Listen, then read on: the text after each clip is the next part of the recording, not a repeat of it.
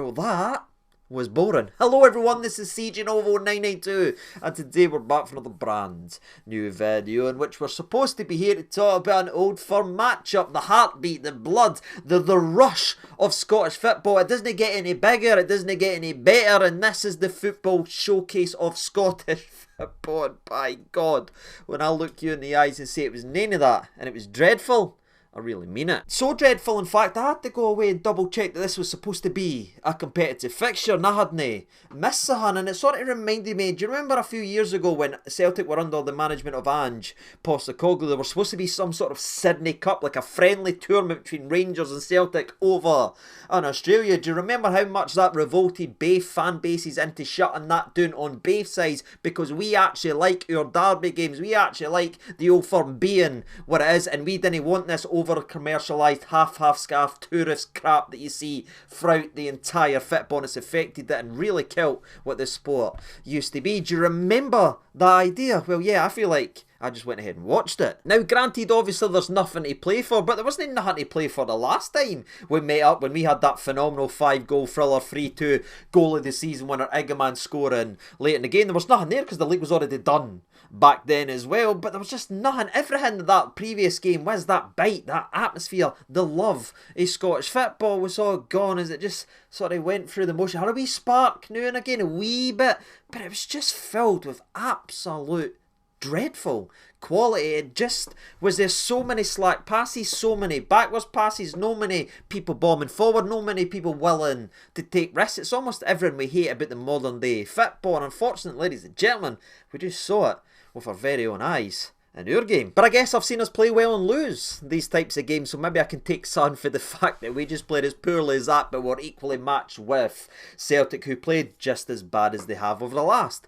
couple of old firms. But again, that is it, you know what I mean? We called the last preview video the last dance because it was probably the last preview video of the season, as there's not really much to discuss and dissect regarding this Rangers squad. Again, we want to rid of a lot of them, and it was of course the last old firm, but again a season that's had some phenomenal ones. If you were a neutral, if you've been watching some of these old firms all season, you've been absolutely delighted, you know what I mean? Cup final didn't go our way, but getting a penalty shoot after a 6-goal thriller, you get the next one after that, the 3-0 win with us, and then the 3-2. There's been some bangers in there, but this was as flat as it gets, troops, and there was just so many people just going through the motions, and where I thought people would be fighting for their futures and dying to show the fan base they can be relied on going into next year, the psychological edge that we maybe had over Celtic after winning the last two just sort of petered out. Again, they never came to our house and beat us, which obviously they were doing previously, so again, Rodgers isn't exactly winning. He hasn't beat Barry Ferguson yet in the management team, but at the same time, as you look at it from a Rangers perspective, we still haven't won a home game under Barry Ferguson as Rangers manager. Let that sink in. And aye, this was maybe his last only real chance of maybe turning a few heads on it, but the way that's petered out and the way that's fell away and the way that just the lack of motivation in some aspects and obviously favouritism towards others, I think we've just truly seen the final nail in the coffin for old Barry, as there's nothing else he can do. But again, I might be completely wrong. You might have loved it. You can let me know down in the comment section below. But for me, it just looked like two sides playing as poorly as they can. A lot of long balls, a lot of slow build-up play, and playing for set pieces. And honestly, both teams looked like they would settle for a draw, despite the fact that idah should have won the game, as Tavernier had yet another major blunder in these types of games, which we'll speak about later on when we get to the game recap. But again, I have been pretty harsh on the game, as I thought it was really, really poor, if I'm honest with you, but it doesn't necessarily take away from a couple individual players, because again, as a collective, were we good enough as a team? Nah. Do we had some chances? Aye, but again, we had one shot in the second half at Ibrox. Is that something to be celebrated? No, for me again. Maybe I'm being too harsh, but there was a couple individual players that was fighting against the averageness, the mediocrity of a lot of our squad, and again, I'm going to mention his name as he stood above the rest, and that is none other than Raskin, who not only looked like the best Belgian on the park, but the missing ingredient was actually Callum McGregor in that old firm. And I say that because the last time he went and strolled about Parkhead and stomped on every midfielder, especially Big Engels, the comment in the corner was, he'll no do that if McGregor's there, he'll no do that if McGregor's there. Well, he's not only already done it when McGregor's been there, if I'm honest. But today was the perfect example, as he was absolutely sensational again and again. Not only the best Belgian, but he is now the best midfielder in this league. And I say that as a guy who tries to be balanced and who tries to be fair. And I look at other players. I know how important Callum McGregor is to that Celtic team. But again, Barami took him out the game the day. Raskin refused to let anybody take him out the game, and he was the heartbeat every single time. And I think about the summer, and I start to get nervous because, again, I feel like I'm getting edger and edge closer to the end of the season, which is great, but I'm edging closer and closer to the fact that probably Raskin will be sold this summer. Because if you talk about sellable assets, that's about as good as it gets, and there's no wonder at the level that he's playing. But for me, when I think about what needs to happen this summer and the American takeover and what these guys need to do, after getting us an actual manager that can win home games in the dugout, their next protocol has to be giving this laddie a contract extension, surely protecting his value at this club and also protecting our value of our club going forward as well. And if he needs a wee sweetener, if you want to really get him to commit, dangle that captain's armband to his ear, because for me, every single week, every minute, every game, who's standing up for the players, who's getting stuck in here, who's there, who's doing this job, who's doing other modes, who's going to the referee, who's holding players accountable? It's the wee Belgian in the middle. And for me, I'm seeing a guy rise through a team that is filled with dross and disappointment. There's a guy that's standing out a mile, and a guy for me you can build a squad around, and that for me is our boy Raskin. So that's what I'd be doing in the summer, you know what I mean, giving him a contract extension, giving him that captain's armband. What about you? But it wasn't just the Raskin show today, despite it feeling like that at certain parts of the game. I thought Leon Balogun was exceptional in the back line. This is a guy that's coming back from yet another injury, on the back of another injury, on the back of another injury. He's sitting there dressed like Batman, and it's not even Halloween, yet he still strolls it during his recovery period. Barely played, barely trained, barely done anything. Coming out our back line and look 10 times the player of any other centre-back we've got at the club. And I know that'll offend the John Souttar defenders absolutely everywhere, but Balogun is a better centre-back. And as much as I love Balogun, and I really, really love him, right, if we finish next season with Balogun who's our best centre-back again, we as a football club have completely failed, because that is someone that is 36, that's got these injuries, that can't play multiple times a week, yet he strolls in off just the couch almost and looks better than everybody. We've got to build onto that and maybe keep him as a rotational option. I'd even keep Souttar. I think Souttar would be a great, and I mean great, number 3 at the back line. Do you know what I mean? Sitting there behind if he needs to come in, or if we're playing away in Europe, or we've got a tough game here or there, or we're doing to bare knees, we want to throw him in there to be a siege defender, to throw his body in the line. Go ahead and do that in Souttar. But we need to get away from this notion that John Souttar is our number 1. He's no CB1. He isn't Connor Goldson. He isn't able to do that. He is a very, very solid number 3. He is someone that is capable of very good performances. But again, today, another major brain fart when we needed him to be better. And in fact, he made 2 on the day. But again, that's fallen from last week, and the week before that, and the week before that. But again, pulling it back to my main point, Leon Balogun, for the couch, barely played, barely trained, looked like our best centre-back again. The other 2 players that I thought really played up to the standard of a Rangers player, again, Raskin,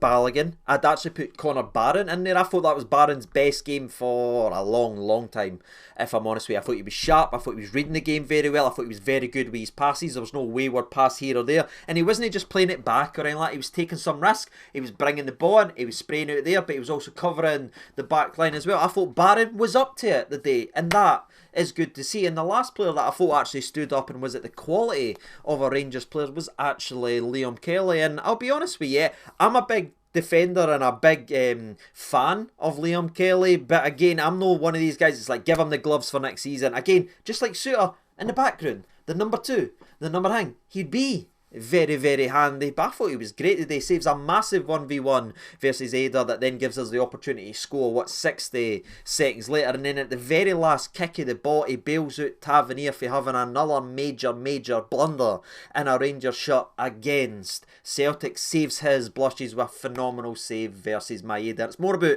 timing and anticipation and cutting the angles. It's not pretty. It's not a fingertips or he's done this or anything like that. It's just doing what goalkeepers should do, make it as difficult as possible and give the attacker a decision to make. And thankfully Maeda made the wrong one, in my opinion, and Kelly read it perfectly and saved Tavernier's blushes and saved us for losing this game of football. And you know, as I actually say that, it just sort of clicked for me. That's the game. That's the recap. There's your summary. If you want to go ahead and enjoy the rest of your Sunday, that is why it did finish a draw, because only 4 of our players was actually at an acceptable or a good level the day. Again, no all of them were perfect, no all of them as good as Raskin, but boys you can actually rely on that didn't make any major blunders or didn't make any mistakes. You're looking at them right there. That's 4 of your starting 11, and when only 4 of your starting 11 turn up and win their individual battles, is it any surprise that it ends a draw?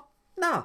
So maybe it was fair. But I do want to get into the game recap, because there is another name that I want to talk about that I'm almost putting him in, the guys that turned up. But I want to talk about Barami the day, because his job was clear as day. It was Herrera versus Hazard. It was just cutting the heat off the snake and stopping their best player for making their team a wee bit better. You know what I mean? We talked about Barami in the Only Decisions Left video, that we need to give him a chance if he's ever going to turn it around. I thought he came in the day again and looked like he did previously with his other best performance, and that was just taking out Callum McGregor completely for the game, which is a job in itself. I know we didn't like him, he's a Celtic captain, blah blah blah blah blah blah and everything like that, but taking him out 8 for the game and then putting the emphasis on the likes of Engels to be the guy. Can Engels be the guy? No, ripped off again. That money they've wasted there is incredible on Engels, right? And when the spotlight was put on him, he fizzled away, getting screamed for Brendan Rodgers for about 50 minutes, then ripped off early because he's no impact in the game. But again, why is the game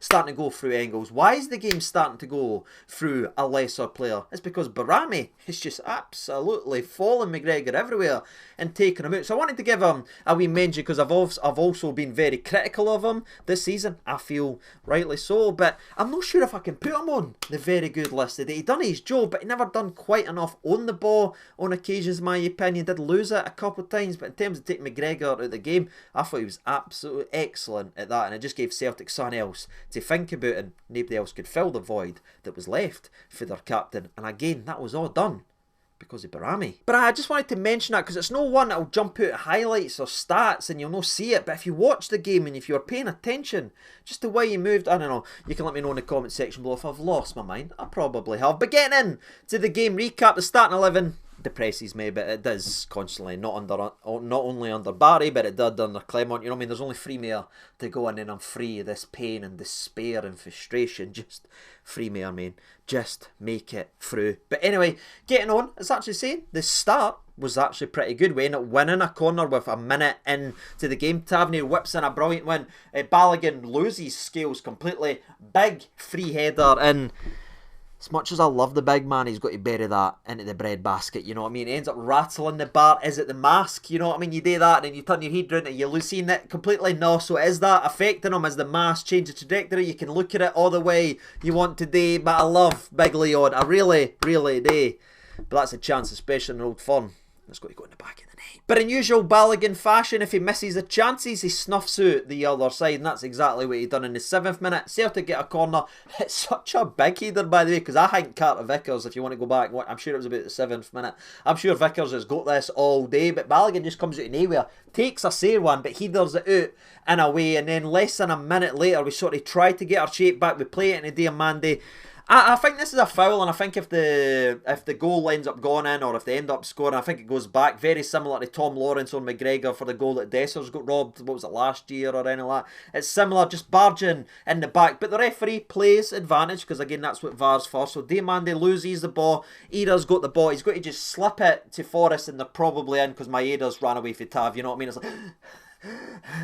I haven't need an oxygen tank trying to chase that laddie down, so he's probably going to get there. But Big Balogun, right place at the right time again. Brilliant interception as Aida's pass gets cut out brilliantly by the big Nigerian, and we needed that, ladies and gentlemen, and that's what Balogun does, you know what I mean? Might frustrate you with the old header miss, but defensively, he's better than anybody. But again, this was by far the best period of the game, where it was actually exciting. It was back and forth, chance after chance after chance. The game started off on fire and slowly fizzled out, and all you were left with was genuine disappointment. It's like, remember when you were a wee Wayne and that, and you had like the sparklers and everything? You're like, look, light it, shh, see. and you try and write your name, but it's already ran out by the end, and you're like, that's it, done. Then that was the game, and that was the first 20 minutes, because after that little jab in the arm, Tavernier then has a second opportunity to whip it in after his corner is a bit flat, but the second delivery is brilliant, puts it there, and somehow Raskin above everybody else forces a very tidy save, bottom left the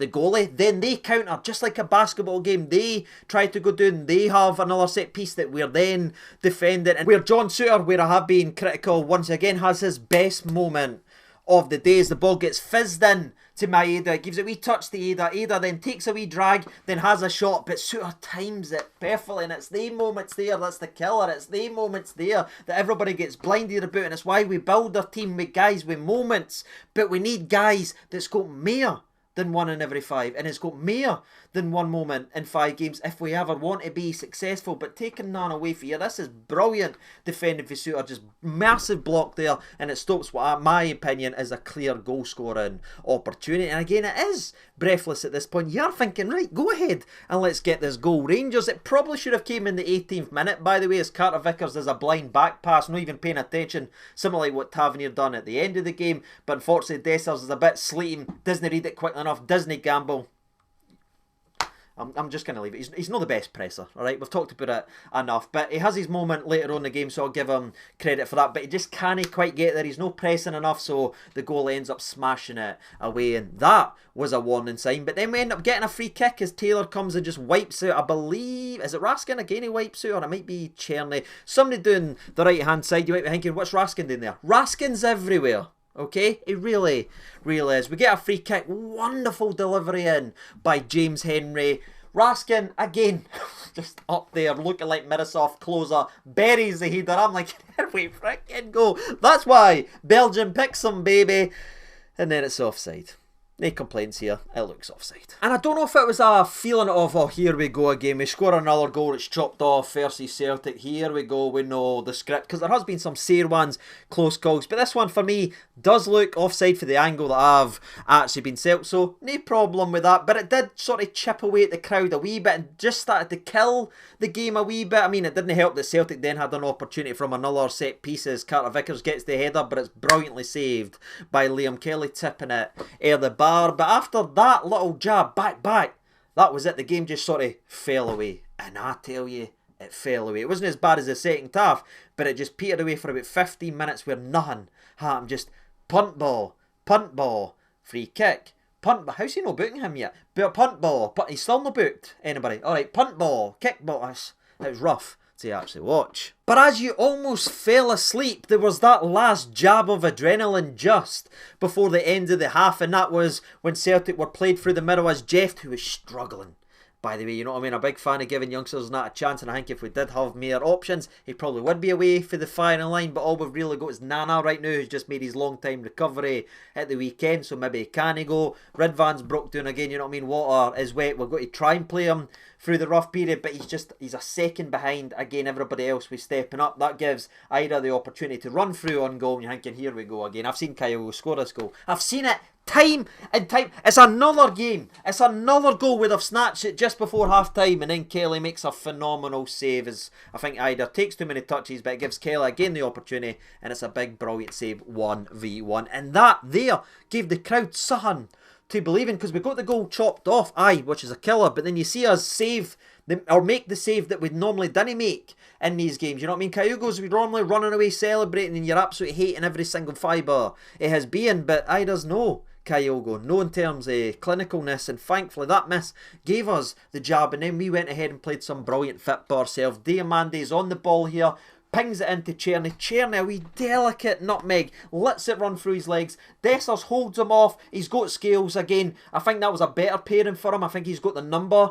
Scales holds him off, and it's a brilliant finish. About a minute before they had scored, a graphic had came up that Dessers had touched the ball 5 times and once in the opposition half. It was the usual, he can't hold the ball, he can't do that, it's frustrating, but see when he's not got time to think about it, just look at that, ball fizzed into him, Cherny's jump at it, so he's not got time to go, well I do this, well he's just went, oh, take a touch, bang, take a touch, bang, and if he could do that, he could be absolutely unreal. And again, Dessers is what Dessers is, and that's why I was so adamant that he was scoring the day.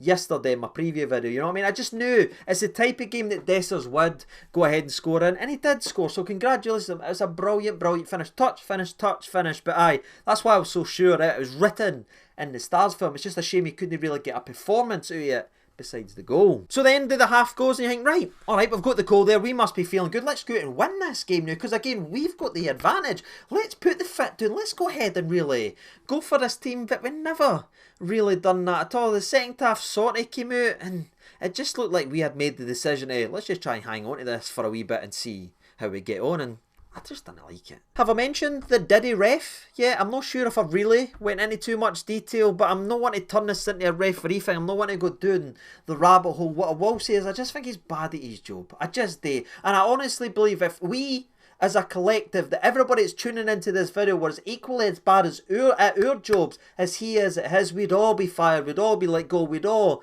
be replaced. But he doesn't get replaced, he doesn't get fired, he doesn't get punished, he gets rewarded with big game after big game, game after game, constantly, and it makes me very sick. But that's the problem with Scottish football, you know what I mean? We celebrate the average and we ignore the issues, and he is an issue in Scottish football. He does ruin everything. There's just something about him as well. He just loves to be the centre of attention. He just loves himself completely. You can tell that by just watching the way he officiates the game. He's 100% got a screenshot of himself from one of these games as his profile picture and WhatsApp, and I'd call him Billy Namemate syndrome, but he's had 11 of them the day on the part that he protected all day long. Come on, long set up for a joke there, but I got there. But anyway, Neil joking and all that to one side, I just didn't like him as a referee. I thought he was absolutely stinking. The fact that he books Barry, that's the first person booked today, is pathetic. The fact that the next player booked is Bailey Rice for his first foul, you know what I mean, being a minute on the part, just shows you the bully there is. You've no book a McGregor that's constantly done about 4 or 5 fouls. You've no book a Ralston that's right in his face screaming why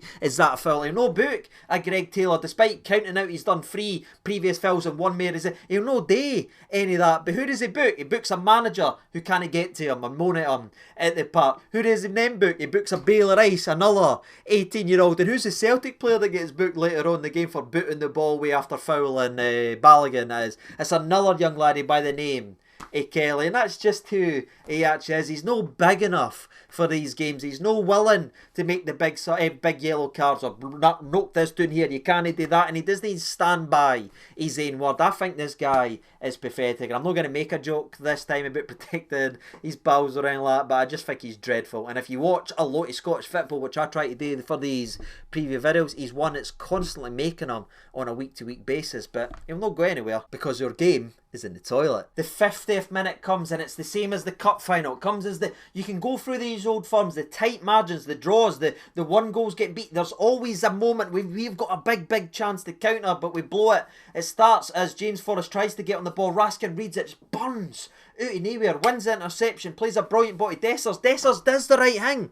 He runs with the ball 30, 40 yards. You're like, go on, CD, let's see a wee bit of magic. Play it in the Higamati, play it in the Cherny now. Let's play it in to Brammy. Play it to somebody. Pass the ball, but he delays on it, and then we end up losing our 3-on-2 opportunity. That quick counter-attack was dead and buried, and again, you're just scarred with these games, and you've been scarred all season. You're like, oh God, what a chance that could have been, and what happens less than 2 minutes later after that major opportunity? One long ball to Maeda, who's ran off the back of James Henry Tavernier. You know what I mean? It's the same crap all the time. To be fair, we should still deal with it as Maeda's touch is a wee bit heavy. Suter then comes in, you're thinking, right, Suter, just either clear it or just absolutely smash it, make sure nobody can get it. But I think he almost tries to pass it off Maeda, trying to be too cute. I certainly hope he's not trying to pass it to Tav, because if he's passing it for Tav, he should never play again, because what the hell are you thinking? But again, he tries to kick it off Maeda, but luck's never with this football club. It bounces off Maeda, it goes perfectly to Ada. Ada takes a touch and sort of hits it, and then Suter, who's made the blunder, who's made the brain fart, then ends up unluckily getting the ball bounced off his elbow and goes beyond Kelly, making sure he can't save it. At first I thought, well, Maeda's offside because it looks like he's standing in front of Kelly, but once I seen the actual angle back, he isn't standing in front of him. The main main issue with this is the fact that we've got the opportunity again inside our own box just to clear it out for a corner, smash it here. The stands play the percentages, but we try to be too cute. There is a brain fart, and there we've conceded out of nothing. One long ball, Idah versus Tav. Doesn't even talk about this at all. Does anybody even look? He's fast, Tav. He's fast. But again, the goal killed the game really for the next few. They make a couple changes. Take Forrest off. Engels, who was getting a pelters for Brendan Rodgers the old day, by the way, again, was shocking. He comes off. Then we end up responding to the substitutions as Barami comes off. Hadji comes on. I thought, all right, okay. And then I'm seeing Eggman. I'm going, right, here we go. Here we go, you know what I mean? Eggman's coming on. He's just scored goal of the season. Let's get this boy up front. Dessers scored a goal. Brilliant, I think that. But he's no in the game. He's no holding the ball up. He's no playing it. He's no touching the ball. Let's see. Eggman. That's not Czerny coming off, is it? Is it? And Czerny's reaction, by the way, was not only to be absolutely bemused by seeing his number, but he was disgusted, so he talked the whole time. He gave a wee kind of hang thing to Barry Fairs, and then he went in the wee dugout and he's banging it, he's smacking it, he's tolling this, he's saying that, because you didn't take actual good players off the park during these periods. And as much as he frustrates, and he frustrated me today because I think he is lazy off the ball. I know everybody loves Czerny and that and the but he does annoy me off the ball, but on the ball he's brilliant. Like, he is our most dangerous player with the ball, and he can create something out of none, and he can be the one. You keep these types of guys on for these moments because again they can spark into life at any period. And I thought taking him off and then throwing Eggman out on the right wing, a winged area, by the way, that we were so vulnerable the whole game. We had a diamond, but it was just giving up the right hand side and left hand side, allowing the fullbacks to have 15-20 yards of space. Again, Raskin's a great wee player, but you can't run him into the ground. Even Dio, who we've not mentioned too much, was doing so much running. We put our midfield free through more work than a midfield free should ever do, because they didn't just have to cover the middle of the park, they also need to get wide, because we just abandon the wing position. Just like, yeah, just let the midfielders there. They'll go there, then Raskin will run back, and then Diomande will run back, and it's just like, it's weird, because we've got Neil McCann, and everyone was bumming him up. Oh, he's a tactical genius. Yes, he is. Very clever. He's done a good job at Dundee, but he's an out-and-out winger. How on earth is he sitting in that coaching staff and allowing this to happen, where we didn't have a single person that's out there on the wide positions to do anything about that? And then we're throwing our most promising striker, who again the last time scored the winner, playing up front, out on the right hand side, which is already vulnerable. I don't know, man. Maybe I'm just moaning for the sake of moaning, but none of it makes sense to me. It just doesn't. Now we need to jump over a lot of non-existent football for this period, and we need to jump to about 15 minutes again. Now Eggman does get on the ball here, and to be fair, it actually starts off with good hold-up play for Cyril Dessers. Dio to Dessers, who for once plants his arse onto the grunt and holds Vickers off. Plays a brilliant ball with Dio. Dio then plays a wonderful through ball to Raskin, who then picks out Eggman. The defenders are crapping themselves, because you can see that. Do you see the difference if you watch the game when defenders know they're actually up against somebody that's got a wee bit of sun? You see them backtracking. Scales is falling away out of place. Carter Vickers is away out of place, but unfortunately for Eggman, I think he's originally going to pass it, but then when he sees the defenders fall, he thinks, I'm just going to hit this. And then by he tries to sort of readjust himself, then he ends up falling. But again, he gets back up, runs 5 yards, puts in a slide challenge and wins us the ball back. But you're thinking, that's good. But then it's like, Eggman, nae more of that. Get here. Get in the wing position. We didn't want you up front. Get here to that right hand side. You'll be a winger now. We didn't want our most promising striker to be a striker. I can't wait for the season to end. Balogun is then big twice again, by the way. One with a slide and then one with almost like a pirouette in his own box that, my arse did clench, I'll be honest. I could have picked up a chopstick with the old cheek strips, right? Because he does a wee spin inside his own box, but it works beautifully, and he gets us out, and that starts off a nearly attack, but again, none comes for it. We need to jump again another 10 minutes into the game to about the 80th minute, where Jeff gets on the left hand side, gets played into him, I think from Barron.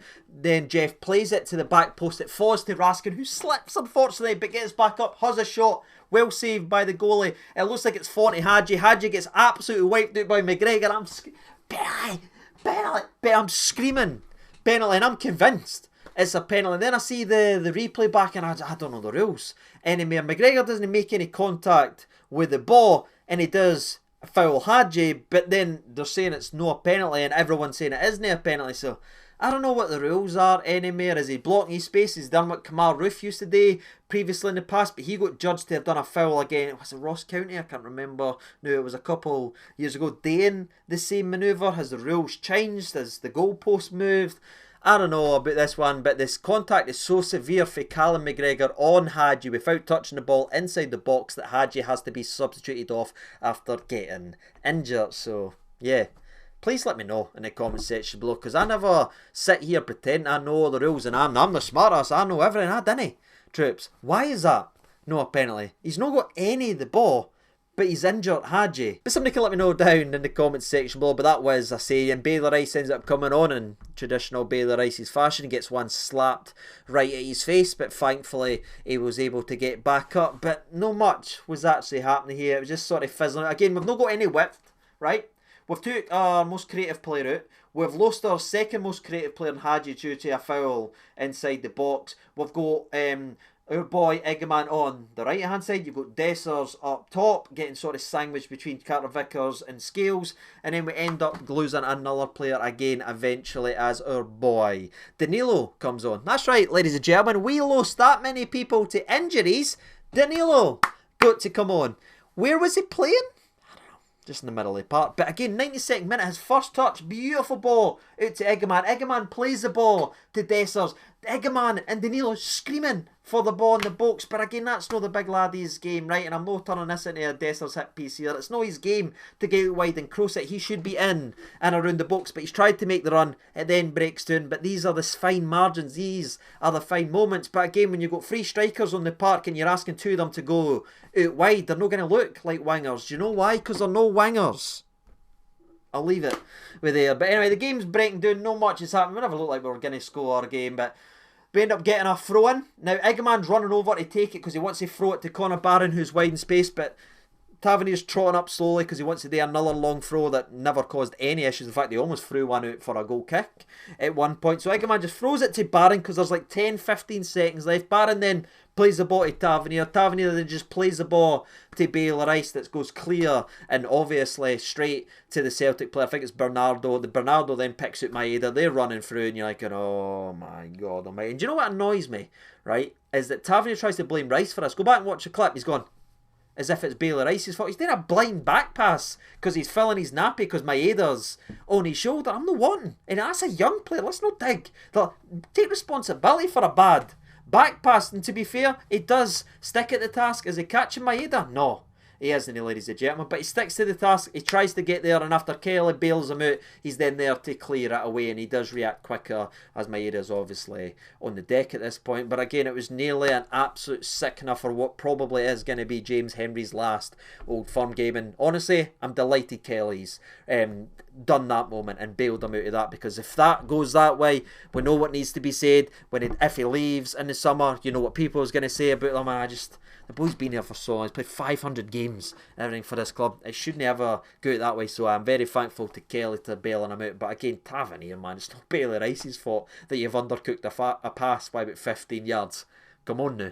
I also forgot, by the way, there is a moment where we do play the ball into the middle of the park. Eggman swings it in to Cyril Dessers, but it is a swing and a miss there. He doesn't get any of the contact with the ball, but that was the closest we came to scoring in the game. But that was before the Tavernier incident. I just got them mixed up in the old men brain. But that's it, ladies and gentlemen. The game was horrific, you know what I mean? We never had a single shot on target in the second half. We really struggled to get anything going, and as I said earlier on in the video, it became an absolute snooze fest that nearly had a wee moment at the end that could have devastated every single one of us. But that's it for the Old Firms. That's it for the game. It ends a draw, and that's the way the season's sort of been petering out for us so far. Barry targeted 5 wins from 5 to have a statement about keeping the job.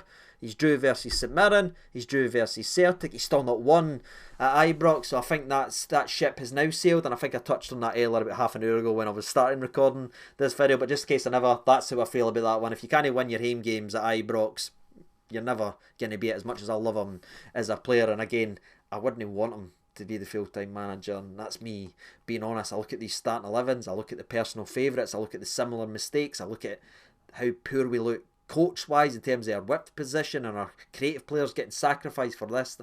I wouldn't want it if I'm honest, and it hurts me saying that because I'm a Barry fanboy, but that's me just being truthful. What about you? Let me know down in the comment section below. I'm going to get this video out and then I'm going away on a holiday for a couple of days and then I'll be back to talk about some very nice things, I imagine. So I'll see you in a couple of days, but until then, I've been Siege Novo 992. I mean, I should get it right. I've only said it about 2,000 times, but I am Siege Novo 92 2001. Thank you so much for watching. All the best and bye.